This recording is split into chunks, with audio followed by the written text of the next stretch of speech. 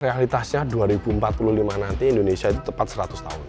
Bicaranya besarnya, di gagasan besar Bung Karno itu tepat nanti di 100 tahun ini kan Indonesia menjadi Indonesia yang maju, generasi emas, di mana harapan kita bisa 3-5 besar negara terkuat di dunia.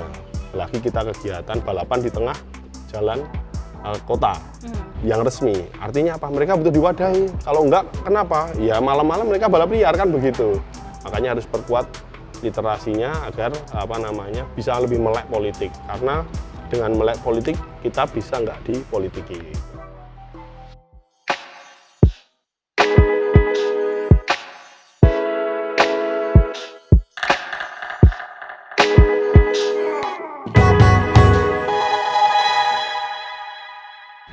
Halo, selamat sore Tribuners, ketemu lagi sama Firda Ananda di podcast Tribun News. Dan kali ini Firda ada di Warung Kopi Ndoro Putri yang ada di Jalan Melati, Tonggalan, Klaten, Jawa Tengah.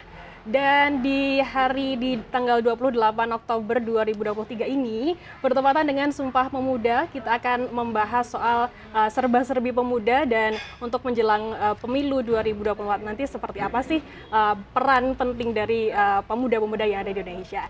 Dan saat ini Firda nggak sendirian, sudah ada di samping Firda ada Mas Hamenang Wajar Iswoyo, Ketua DPRD Klaten, Jawa Tengah. Selamat siang, Mas. Siang, ya. Gimana kabarnya? Alhamdulillah baik. Sehat ya? Ya, sehat. Sehat.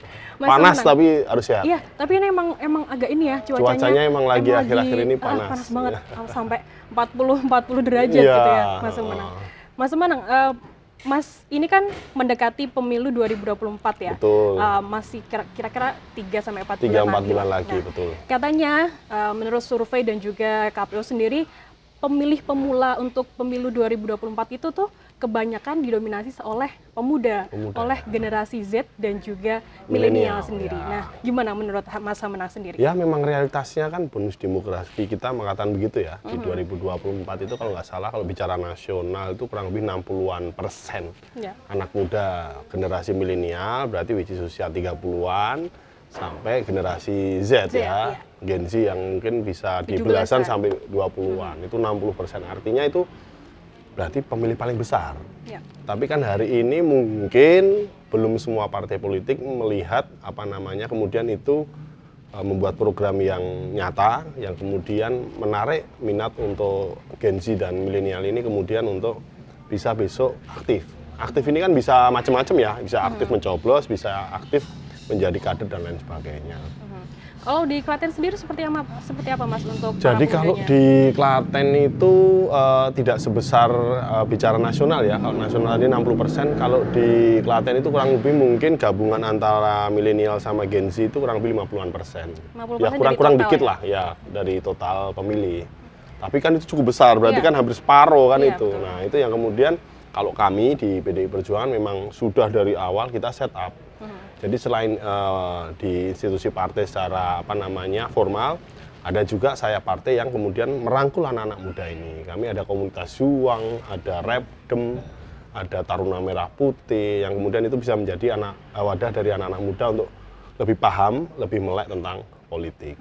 Jadi kan kalau ngomongin soal politik untuk anak muda sendiri ya Mas, untuk pemilih pemula apalagi, itu biasanya muncul ada sebuah fenomena kejut gitu.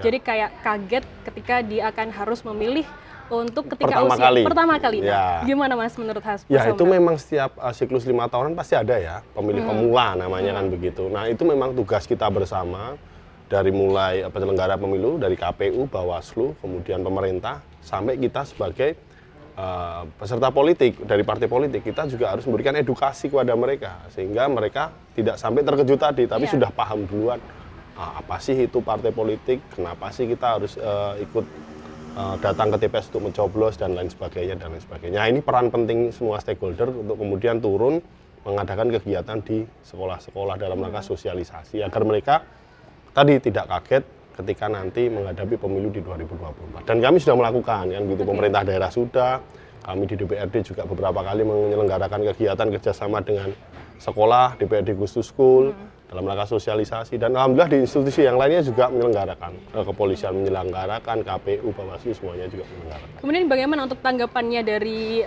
para pemilih pemula sendiri Mas, mungkin di SMA ya, dari di Klaten sendiri? Yang luar biasanya karena hari ini itu teknologi informasi cepat ya. Ketika mereka mau begitu informasi mau ada kegiatan seperti itu Goes to School, biasanya mereka sudah searching dulu. Jadi akhirnya mereka jadi lebih paham gitu sebelum didatangi, dan ketika datang biasanya pertanyaan sudah luar biasa banyak. Meskipun kan hari ini kalau bicara media informasi itu kadang kita susah bedain antara ini yang benar sama yang salah. Nah itu yang kemudian kita juga memberikan edukasi biar mereka bisa lebih paham mana yang benar, mana yang salah. Berarti lewat media sosial pun juga bisa ya Mas untuk memberikan sebuah sosialisasi kepada para pemilih pemula sendiri? Iya. Makanya kan kalau bicara tahapan kan banyak sekali ya. Itu juga kita harus sering publish tahapannya, habis ini DCT misalnya, habis ini nanti pendaftaran capres cawapres, habis itu visi misi segala macam harus kita juga publish sehingga mereka juga mendapatkan informasi cepat dari media sosial. Karena kan kalau baca berita kayaknya agak susah ya, Gen Z ini terutama. Ya itu informasinya kita masukkan ke media sosial, apakah itu Instagram, apakah itu TikTok dan lain sebagainya. Memang kalau Gen Z kan lebih ke anak muda dan lebih ke media sosial ya Mas. Betul. Instagram, TikTok, dan Twitter apalagi. Ya, dan sekarang ini kan platform-platform itu juga bisa kita gunakan untuk menyebarkan berita juga. Ternyata nggak melulu soal hanya mohon maaf kalau TikTok dulu joget-joget gitu kan, sekarang juga sudah melebar. Iya betul. Betul. Jadi kan apalagi namanya yang Gen Z juga nggak males ya Mas untuk mencari informasi tentang politik gitu. Dan bisa mungkin Mas Hamenang jelaskan gimana, kan biasanya kalau di media sosial tuh kan ada banyak sekali berita-berita hoax mungkin, yang berita-berita kurang benar tentang pemilu dan lain sebagainya. Untuk menanggulanginya seperti apa? Nah, Mas? itu beberapa kali kan aku juga diundang jadi pembicara di beberapa kampus dan beberapa sekolah. Ya, aku menjelaskan bahwasanya pentingnya sekarang itu belajar literasi yang lebih. Maksudnya literasi yang lebih, kita mengambil satu contoh kasus. Aku ceritain beberapa tahun lalu di mana Indonesia pernah digembarkan kasus, mohon maaf, itu kan sudah memang ya permasalahan resmi, salah satu tokoh, salah satu dulu pernah aktivis atau ya Ibu Ratna Sarumpait yang dulu sempat viral itu kan, digebukin orang segala macam bla bla bla viral semua, ternyata operasi plastik kan begitu. Padahal kan kadung beritanya luar biasa. Nah dari hal situ kan kita bisa berkaca bahwasanya apa yang ditampilkan media itu belum tentu benar lah. Apa yang bisa kita lakukan? Ya pertingkat literasinya. Kita cari sudut pandang yang lain. Misalnya kita biasa baca di media A, ya kita compare ke media B dan lain sebagainya. Minimalnya 2-3 baru kita bisa mengambil kesimpulan. Karena kalau baru satu media ya belum bisa. Hari ini belum bisa kan begitu. Karena memang saking mudahnya kita mengakses media kan begitu. Terus kalau Gen Z sendiri kan dan milenial sendiri kan ada kemungkinan untuk menjadi swing voters Mas. Pasti. Jadi tidak masih labil lah untuk memilih siapa yang nanti akan dicoblos gitu ya. Gimana menurut Mas Hamenang soal ini? Ya memang anak muda itu kan karena mereka belum menjadi kader politik, mungkin belum menjadi karena dia mungkin bukan calon legislatif, bukan calon dari eksekutif dan apa, ya mereka kan awam.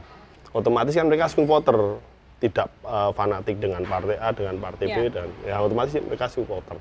Nah, kemudian apa yang harus dilakukan? Ya kalau dari sisi kami di partai politik harus meyakinkan dong.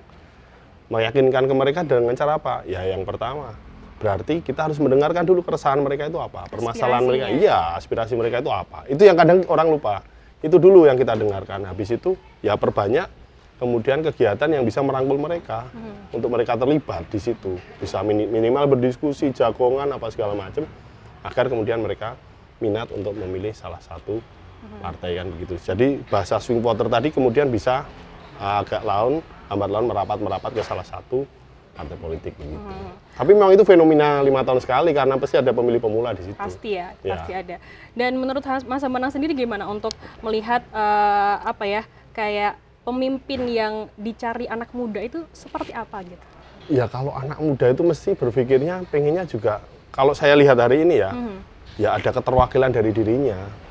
Jadi ketika anak muda ya pengennya memilih yang anak muda. Maka dari itu tugas dari partai politik hari ini adalah kaderisasi sedini mungkin.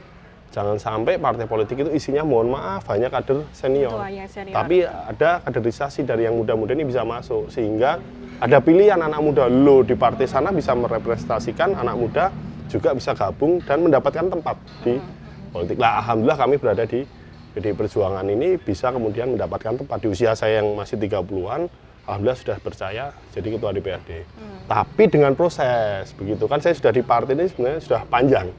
Dari mulai SMA itu saya sudah pengurus tingkat desa, kemudian mulai kuliah itu sambil kuliah saya ketua PAC tingkat kecamatan. 2 periode baru kami nyalek yang pertama, baru kemudian di periode kedua kami masuk di pengurus tingkat kabupaten DPC. Sehingga bicara ideologi, ADART, pemahaman di politik, ya kami sudah kuat. Nah hari ini yang lemah di situ, partai politik pengennya menggait anak muda dengan cara misalnya ngambil mohon maaf artis, orang dari luar yang mohon maaf secara ideologi kurang kuat, pemahaman politik kurang kuat, yang akhirnya butuh loncat. Hari ini di partai ini, besok bisa ke partai yang lain kan begitu. Itu yang ya berarti gagal kita kan gitu. Harusnya tidak ujungnya hanya sekedar meraih suara pemilih, tapi bagaimana kemudian ideologi kita ini benar-benar kita jalankan sehingga aspirasi kita ini bisa diperjuangkan kan begitu. Kalau dari PDI Perjuangan sendiri, Mas Sumeneng gimana melihatnya untuk anak muda sekarang, apa yang sudah dilakukan untuk menggait suara mereka? Kalau dari kami itu tadi, yang pertama kami membuat beberapa sayap partai yang kemudian bisa merangkul mereka. Tadi taruhlah yang hari ini sangat kelihatan aktif ada Komunitas Juang, kemudian ada Repdem dan juga Taruna Merah Putih. Nah, disitulah kemudian wadah mereka untuk berdiskusi jagongan, belajar tentang politik versi mereka. Kan versi barangkali yang senior dengan anak muda berbeda kan begitu. Terus kemudian kita mendengarkan aspirasi dari mereka. Mereka butuh apa sih sebenarnya? Kan nggak melulu kalau anak muda itu infrastruktur bicaranya kan begitu. Kalau di desa barangkali kebutuhannya bangun jembatan, bangun jalan, bangun talut. Nah, anak muda ini apa sih? Ternyata kan mereka butuh ruang publik misalnya. Ternyata mereka butuh kegiatan harus ada di Pemda, diimbangi misalnya hiburan tapi yang kemudian bisa merangkul anak muda untuk aktif. Skena-skena ini kemudian bisa masuk, nah kan begitu lah. Itu kan banyak sekali masukan dari mereka yang itu kemudian makanya hari ini di Kabupaten Klaten banyak sekali kegiatan event-event yang kemudian anak muda ini dilibatkan. Kan begitu. Jadi secara tidak langsung kader-kader yang ada di PDI Perjuangan otomatis itu sudah terpatri ideologinya juga sudah langsung terjun ke masyarakat, ke pemuda-pemudanya sendiri. Memang kalau Ibu Ketua Umum kami yang paling ditekankan itu ya sering-sering terjun ke bawah, dengarkan suara rakyat kan begitu. Ya kalau anak muda ya sering-sering terjun ke bawah, ngobrol sama anak muda kan begitu. Dengarkan aspirasi mereka sebenarnya apa, mereka pengennya Klaten ke depan seperti apa sih harapan mereka ke depan kan begitu. Kalau di kalian sendiri gimana Mas melihatnya? Ya kalau Klaten ini kan luar biasa ya, karena kita ini sebuah kota yang diapit 2 kota besar. Tapi realitasnya kita penduduknya paling besar kalau dibanding misalnya Solo, misalnya Sukoharjo, dan anak mudanya otomatis banyak. Dan komunitas hobi itu luar biasa besar, luar biasa banyak. Nah itu yang harus kita wadahi. Seperti belum lama ini bekerja sama dengan teman-teman pihak ketiga, akhirnya ada lagi kita kegiatan balapan di tengah jalan kota yang resmi. Artinya apa? Mereka butuh diwadahi. Kalau enggak, kenapa? Ya malam-malam mereka balap liar kan begitu. Nah, sementara kan sirkuit baru ada 1 aja di Ganti Warno. Nah, artinya mereka juga butuh ruang yang lain. Nah, ini yang kemudian kemarin sudah dibikinkan event, barangkali nanti bisa bergulir tahunan untuk event resmi. Nah, syukur-syukur nanti kalau ada APBD yang memang bisa memenuhi, bisa membuat sirkuit di Rawon Jombor karena masih ada komplek yang bisa dimanfaatkan. Nah, hal-hal semacam itu. Kemudian di sisi lain sepak bola misalnya kita bicara, prestasinya sudah mulai naik dari kemarin hanya lokal di tingkat Jawa Tengah, kemudian bisa masuk. Ini harusnya tahun ini kita Liga 2 nasional, tapi kemarin karena sempat tertunda pandemi dan lain sebagainya itu kemudian. Nah, tapi artinya apa? Sudah ke arah yang lebih baik, supportnya juga. Nah, ke depan harus kita wadahi kan begitu. Nah, ke depan juga kita bikin master plan. Barangkali kalau memang juga mungkin ke depan bisa bikin stadion lebih proper. Karena stadion yang ini kan di tengah kota, parkirannya susah dan tidak mungkin lagi dikembangkan kan begitu. Nah, hal-hal seperti itu yang kemudian aspirasi mereka harus dengarkan. Kemudian ada usulan juga, Klaten ini belum seperti Jogja, belum seperti Solo. Di Jogja, Solo ini kan ada yang namanya Jogja Taman Budaya, di mana di situ bisa berkreasi, menampilkan berbagai macam potensi seni. Meskipun kita sudah ada RSPD, tapi belum proper lah. Ke depan juga barangkali kita dekatkan, kita masih ada tempat di dekat candi Prambanan Plausan, lah itu bakal mungkin bisa di situ juga. Hal semacam itu yang kemudian. Jadi ini mewadahi aspirasi dari anak-anak muda Iya, sendiri ya, Mas. jadi mereka biar bisa nggak di jalanan, nggak kemudian kita nggak diperdulin pemerintah, ngapain kita harus nyoblos. Nah, Jadi betul. bagaimana kita mendengarkan aspirasi Karena mereka. peran mereka juga penting ya, Mas, untuk di Iya, pemilu 2024. iya, terbukti kan ada di Klaten 50%-an hampir kurang lebih gabungan Gen Z sama milenial yang besok akan nyoblos di 2024. Artinya kalau 50% nggak nyoblos ya pemilu nggak sukses dong, kan begitu. Betul. Kalau ngobrol nih soal pemilu lagi ya, Mas. Ya. Pemilih pemula itu kadang kan bingung ya untuk Ya. aku milih siapa ya kira-kira untuk pemilu kali ini gitu. Ya. Mungkin ada faktor ada sesuatu pikiran untuk aku pengen golput aja deh, nggak usah ikut gitu. Gimana untuk mengantisipasi itu, Mas? Pasti ada ya, apalagi hari ini kan anak muda itu macam-macam ya. Kalau kita lihat misalnya di YouTube aja anak muda banyak yang dia terkenal, influencer misalnya kita taruh kata apakah artis dari Instagram lah, apakah dia gamers lah, terkenal, followersnya banyak, tapi ketika ditanya tentang pemilu nggak tahu, bahkan wakil presidennya hari ini siapa aja nggak tahu. Ya itu realitas, potret realitas, dan apalagi pemilih pemula yang makanya kemudian bisa kemungkinan besar apatis kan begitulah. Peran dari partai ini yang kemudian ya harus melakukan sosialisasi turun ke bawah terus menerus. Gimana merubah dari model partai yang mohon maaf mungkin agak kurang Alot gitu ya mungkin. ya harus lebih luas lagi agar bisa kemudian anak muda ini tertarik. Makanya kan fenomenanya seperti saya ngomong di depan tadi, kemudian merangkul artis-artis, merangkul influencer untuk masuk ke partai agar dilihat. It's okay, itu boleh, tapi ya harus ada proses kaderisasi terlebih dahulu sehingga pemahaman terkait partai politik, ideologi, jalur perjuangannya itu biar jelas begitu. Jangan sampai cuma ujuk-ujuk jadi food gather, bahasanya kan begitu, food gather kan begitu. Joget-joget artis gitu, tahu-tahu besok yang penting pemilihnya banyak kan gitu ya. Jadi cuman kayak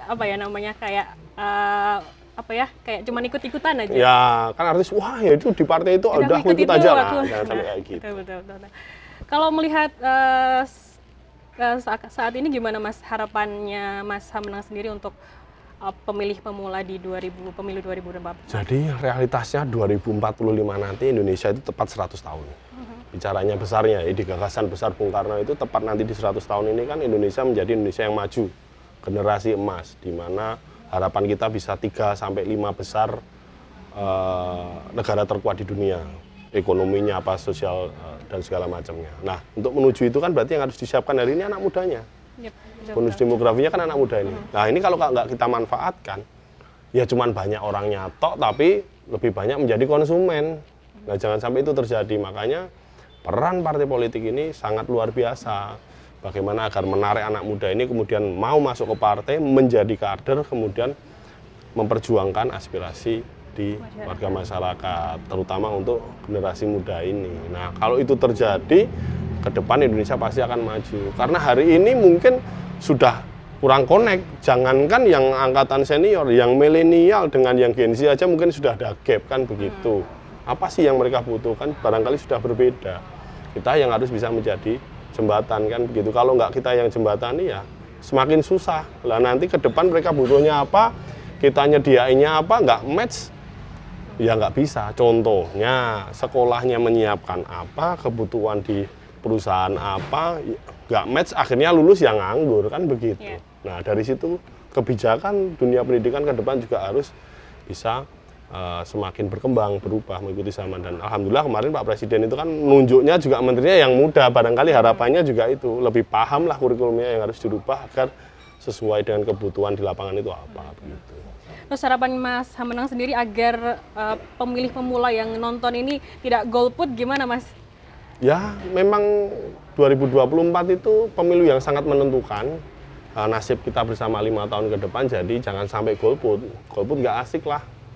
Jadi harus datang ke TPS untuk menentukan pilihan. Tapi dalam rangka menentukan pilihan itu kalian harus sering baca literasi terlebih dahulu. Artinya ya baca-baca dulu, searching di Google. Kalau males ke Google ya ke TikTok boleh, ke Instagram boleh, cari informasi partai ini seperti apa, partai ini seperti apa. Kalau legislatif caleg ini seperti apa. Rekam jejak akan kelihatan di situ. Kan biasanya misalnya saya Instagram, kan bisa dilihat, oh Mas Hamenang ini ngapain aja sih dia kerjaannya. Apa cuma seneng-seneng aja, apa ngapain gitu kan. Dari situ kan akan terlihat Oh, ternyata Mas Menang kayak gini. Oh, kayak gini. Wah, ini ternyata kegiatannya ada yang aku cocok nih misalnya. Wah, penasaran lah. Barulah berarti oh, mungkin Mas Menang bisa menjadi perwakilan dari aku nih sebagai anak muda. Ya sudah bisa memilih kan begitu. Artinya banyak literasi, monggo silakan.